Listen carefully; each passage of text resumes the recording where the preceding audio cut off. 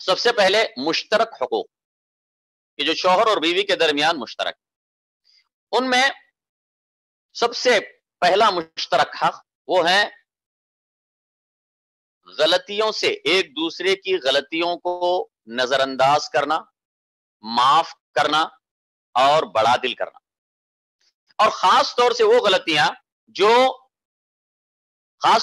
غلطیاں جو مقصود نہیں ہوتی ہیں، قصدن نہیں کی گئی، قصد اور ارادے سے نہیں کی گئی، تو بڑا دل کرنا، معاف کرنا، نظر انداز کرنا، یہ دونوں کے لیے، یہ دونوں کا حق، بیوی کو بھی چاہیے، شوہر کو بھی چاہیے، اور یہ حسن معاشرت میں داخل ہے۔ حسن معاشرت جس کے بارے میں ہم آگے تفصیل سے بات کریں گے، اللہ فرماتا ہے وعاشرہن بالمعروف، اور تم ان عورتوں کے ساتھ حسن معاشرت اختیار کرو، فَإِن كَرِهْتُمُوهُنَّ فَعَسَىٰ أَن تَكْرَهُوا شَيْئًا وَيَجْعَلَ اللَّهُ فِيهِ خَيْرًا كَثِيرًا، اور اگر تم ان کو ناپسند کرتے ہو کسی وجہ سے،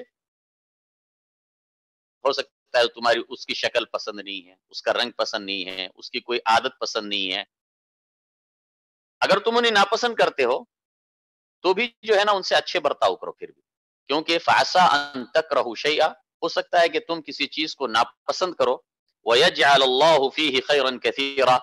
اور اللہ تعالیٰ اسی چیز میں تمہارے لیے خیر کثیر رکھ دے، یعنی بہت زیادہ خیر تمہاری اللہ اس میں رکھ دے، ہو سکتا ہے کہ اللہ تمہیں اس سے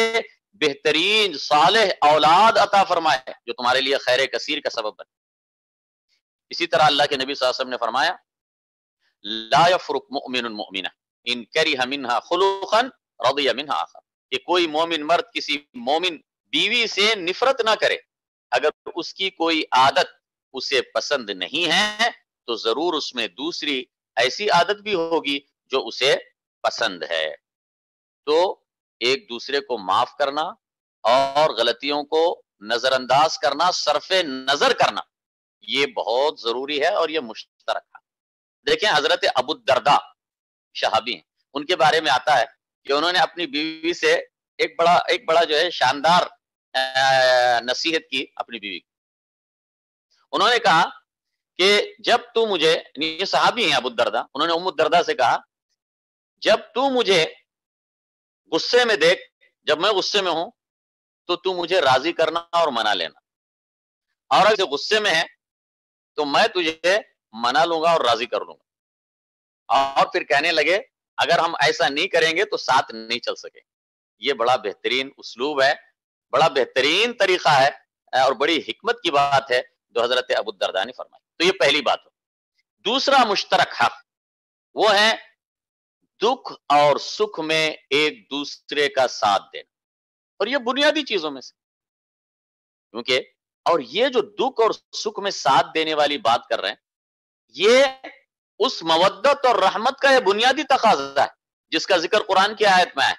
وَجَعَلَ بَيْنَكُمْ مَوَدَّةً وَرَحْمَةً، اور اس نے ڈال دی تمہارے درمیان محبت اور رحمت، محبت اور الفت ڈال دی۔ اس محبت اور رحمت کے بنیادی تقاضوں میں سے، اس کے بنیادی آثار میں سے یہ ہے کہ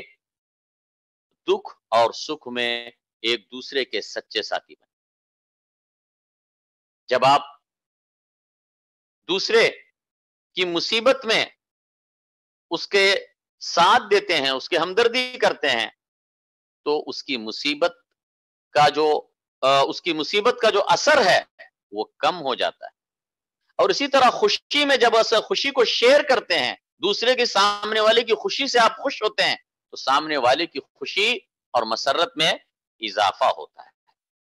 تو یہ دوسرا مشترک حق ہوا۔ تیسرا حق مشترک ہے کہ آپس میں ایک دوسرے سے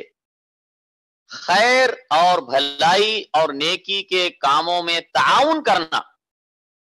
اور ایک دوسرے کی خیر خواہی کرنا،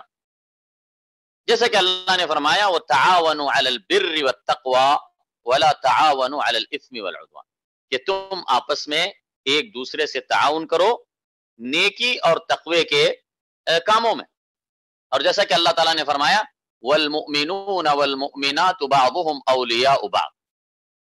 मोमिन मर्द और मोमिन औरतें ये आपस में एक दूसरे के दोस्त हैं। यअमुरून बिल मारूफ व यनहौन अनिल मुनकर, वो नेकी का हुक्म देते हैं और बुराई से रोकते हैं। तो ये नेकी का हुक्म देते हैं और बुराई से रोकते हैं। तो इसीलिए आपस में हक़ मुश्तरक ये भी है कि एक दूसरे की खैरखाही करें, एक दूसरे को नसीहत करें, एक दूसरे को नेकी का हुक्म दें, एक दूसरे को बुराई से रोकें और खैर खाही करें और ताउन करें नेकी के कामों। इसीलिए एक हदीस में यूं आता है, अल्लाह के नबी सल्लल्लाहु अलैहि वसल्लम ने फरमाया, रहिमल्लाहु इम्रान क़ाम मिनल लैली फसल्ला थुम्मा अयक़ज़ इम्रअतहु फसल्लत फ़इन अबत नज़ह अला वजहिहा मा। अल्लाह रहम करे उस आदमी पर जो रात को क़ियामुल लैल के लिए उठे। अल्लाह रहम फरमाए उस आदमी पर जो रात को क़ियामुल लैल के लिए उठे, फिर नमाज पढ़े, फिर उसके बाद अपनी बीवी को उठाए, फिर वो भी नमाज पढ़े। अगर वो ना उठे तो उस पर उसके चेहरे पर पानी डाले, पानी छिड़के। और अल्लाह रहम फरमाए उस औरत पर जो रात को उठे, फिर नमाज पढ़े, फिर अपने शौहर को जगाए, फिर वो भी नमाज पढ़े। और अगर वो ना उठे तो उसके चेहरे पर पानी डाले और उसको उठाए। ये क्या है? ताउन अलल बिर्रि व तक़वा, ताउन अलल खैर है मियां बीवी के दरमियान। इसी तरीके से ये देखिए, ये सहाबा और सलफ का तरीका है सब। हज़रत अबू उस्मान अन-नहदी जो एक मशहूर ताबिई हैं, वो बयान करते हैं कि मैं हजरत अबू हुरैरा के घर में एक हफ्ता मेहमान रहा, तो मैंने देखा कि रोजाना रात को उन्होंने रात को तकसीम किया हुआ था, पूरी रात को 3 हिस्सों में तकसीम किया था। हजरत अबू हुरैरा, उनकी बीवी और उनका खादिम, ये तीनों 3 हिस्सों में रात तकसीम किए हुए थे। शुरू 3 हिस्से, पहले हिस्से में मसलन अबू हुरैरा जागते थे, फिर सोने से पहले अपनी बीवी को उठाते थे मिसाल के तौर पर, या अपने खादिम को उठाते थे, फिर वो उठता था और वो इबादत करता था, फिर उसके बाद वो सोता था, फिर तीसरे को उठाता था। तो पूरे घर में तीनों रात में पूरी रात को 3 हिस्सों में तकसीम करके वो अल्लाह की इबादत करते थे और क़ियामुल लैल करते थे। अच्छा, चौथा हक़ मुश्तरक है, मुश्तरक हक़, वो है राज की हिफाजत करना। तो शौहर और बीवी में ताल्लुक बनता है, बहुत करीबी ताल्लुक बनता है, दुख और सुख के साथी होते हैं। तो अब जरूरी है कि उनके दरमियान बहुत सारे राज होते हैं एक दूसरे के, तो दोनों पर वाजिब है कि वो राजों की, अपने साथी के राजों की हिफाजत करें और उसका इफ्शा ना करें। अल्लाह ताला फरमाता है, फस्सालिहातु क़ानितातुन हाफ़िज़ातुन लिल-ग़ैबि बिमा हफ़िज़ल्लाह, बस नेक औरतें वो फरमाबरदार होती हैं और हिफाजत करती हैं, गैब की हिफाजत करती हैं, गायब पाने में उस चीज की जिसकी अल्लाह ने हिफाजत फरमाई है। और जो लोग अपनी बीवी के राजों को लोगों के दरमियान इफ्शा करते हैं, उनके ऊपर सख्त वईद आई। चुनाचे हजरत अबू सईद खुदरी से सही मुस्लिम में रिवायत है कि रसूलुल्लाह सल्लल्लाहु अलैहि वसल्लम ने फरमाया कि इन्ना मिन अशर्रिन नासि मंजिलतन यौमल क़ियामा अर्रजुलु युफ़्दी इला अहलिही युफ़्दी इला इम्रअतिही वल मरअतु तुफ़्दी इलैहि तुम्मा यंशुरु सिर्रहा, कि लोगों में सबसे बदतरीन लोग क़यामत के दिन वो होंगे, वो आदमी कि जो अपनी बीवी के बिल्कुल करीब जाता है, यानी इशारा है, इससे मुराद ये है कि हम बिस्तरी करता है, और फिर वो भी उसके बिल्कुल करीब जाती है, फिर उसके बाद वो उसके राज को लोगों के सामने बयान करते फिरता है। तो ये बहुत बुरा काम है और ये बदतरीन लोग होंगे क़यामत के दिन जो या शौहर अपनी बीवी के राजों को जाके इफ्शा करता है, खासतौर से वो बातें जो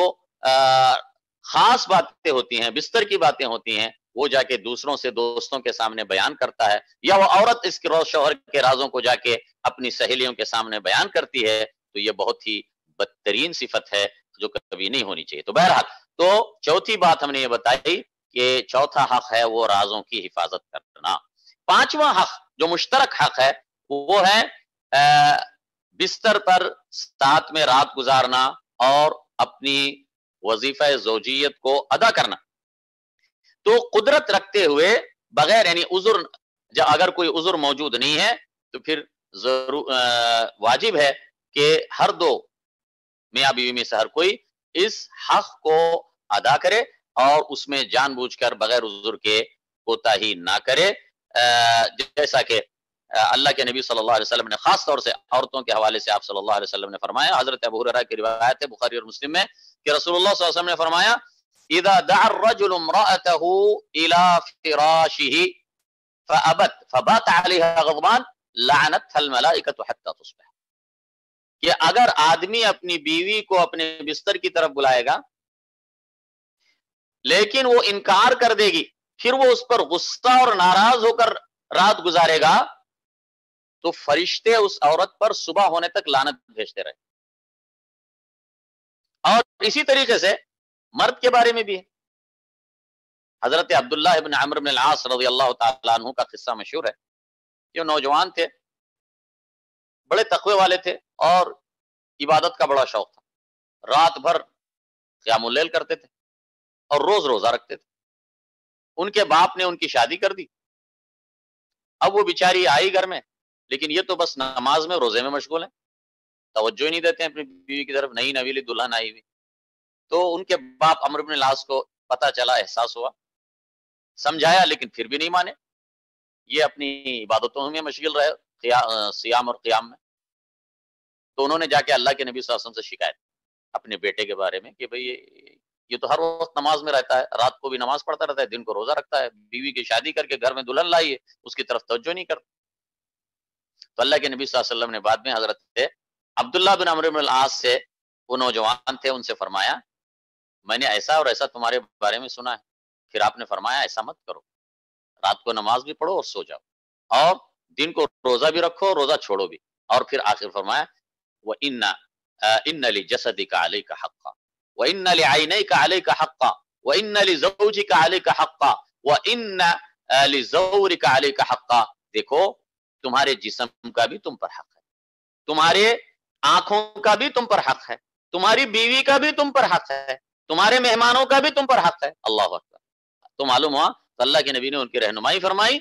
اور ان سے کہا کہ ہر ذی حق کو اس کا حق دیا کریں۔ اسی طریقے سے چھٹا مشترک حق ہے، یہ مشترک حقوق جو دونوں پر عائد ہوتے ہیں، تو وہ چھٹا حق ہے شوہر اور بیوی کا ایک دوسرے کے لیے زیب و زینت اختیار کرنا، یعنی زینت اختیار کرنا جائز حدود میں، بغیر مبالغے کی، بغیر مبالغے اور اسراف۔ اور جس طریقے سے عورت کے لیے چاہیے کہ وہ اپنے شوہر کے لیے زیب و زینت اختیار کرے، اسی طرح شوہر کو بھی چاہیے کہ وہ اپنی بیوی کے لیے زینت اختیار کرے، اور بہترین زینت شخصی پاکیزگی اور صفائی، شخصی پاکیزگی اور صفائی کا خیال رکھنا، یہ سب سے بہترین زیب و زینت ہے۔ جو اس حوالے سے حدیث میں آتا ہے،